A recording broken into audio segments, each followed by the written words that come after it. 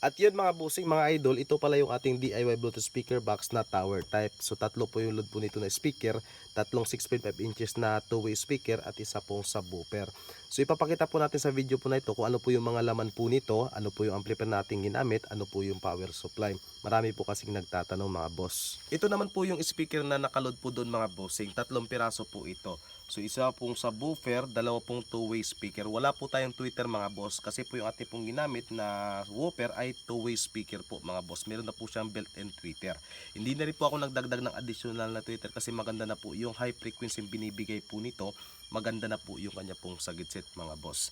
So bago tayo magpapatuloy mga bossing doon po sa ating mga amplifier power supply na ginagamit, doon po pala sa mga hindi pa po nakapanood at hindi pa po nakarinig po ng ating sound check po dito sa ating pong DIY Bluetooth speaker, ay pwede nyo pong i-visit po yung ating account. Nandyan po nakapag-upload po tayo ng dalawang video na nagka-sound check po tayo. Yung amplifier naman po natin ginagamit sa tatlong speaker na to mga bossing ay ito pong ZK-MT21 mga boss, na meron pong 100 watts para po sa kanyang subwoofer output at meron pong 50 watts na output po sa kanya pong left and right channel. So ibig sabihin 50 watts sa left and 50 watts sa right channel mga bossing.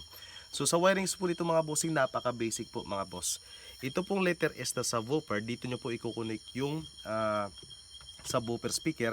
Yung left channel po ay connect nyo po sa isang speaker na ganito, and then yung right channel po i-connect nyo po sa isang speaker na ganito. So madali lamang po mga boss kasi per channel, sa tatlong channel, tagi isang speaker po yung ating ginagawa mga bossing. At kaya kung nagtatanong kayo bakit malakas yung naging output po ng ating DIY Bluetooth speaker po na yon, dahil ito po mga bossing, lahat po ito ay puro po 4 ohms load. Kaya po malakas. Alam po natin kapag 4 ohms po yung speaker ay mas malakas po siya kumpara po sa 8 ohms mga boss. Ito naman mga bossing yung power supply po natin ginagamit po dyan. LED power supply na mayroon pong 200 watts at 24 volts. Kaya saktong-sakto po dito mga bossing dahil ito po ay 200 watts at 200 watts din po yung ating power supply at 24 volts pa po ito mga boss. Ang atin naman pong battery na ginagamit po dito sa puting DIY Bluetooth speaker na tower type ay ito po mga bossing. So 28 AH po yan, 12 volts lithium battery po ito mga boss. Kaya makunat po pagdating po sa discharge. At kapag 12 volts battery naman po yung ating mga ginagamit mga boss dito po sa ating ZK amplifier, ay ginagamitan ko po ng boost converter mga boss.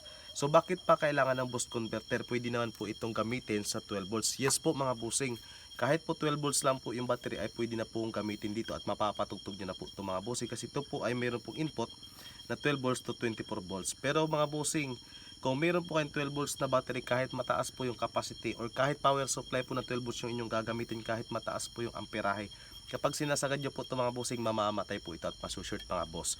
Kung gusto nyo po ma-maximize po yung lakas po ng inyong ZK-MT21 at marinig po yung kanyang full capacity, at 12 volts po yung ating power supply or else 12 volts po yung ating battery pack na ginagamit, ay gamitan nyo po ng boost converter para maipalot nyo po o maiakyat nyo po yung voltahe na 24 volts. Kapag 24 volts po yung load dito mga bossing at hindi po kapos yung amperahe po ng ating power supply, nako mga boss, maririnig nyo yung full potential. Yun yung dahilan mga bossing bakit nagiging maganda yung quality ng ating pong ginawang DIY Bluetooth speaker na tower type at wala po kayong distorted na maririnig.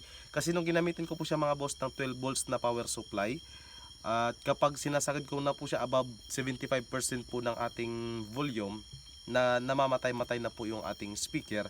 So delikado rin po sa ating amplifier, baka po masunog. At kung magtatanong kayo mga bossing kung pwede bang gamitin ito pang video, okay, pwede mga bossing basta meron po tayong sound card. Yung sound card po, bali dito po natin i-connect sa EUX po na kanyang input. Pero kung wala po tayong sound card or kahit ano na para po sa EUX po niya po, hindi po natin magagamitan ito ng pang video, okay, kasi wala po siya mga built-in na saksakan ng microphone, adjust ng volume, ng echo.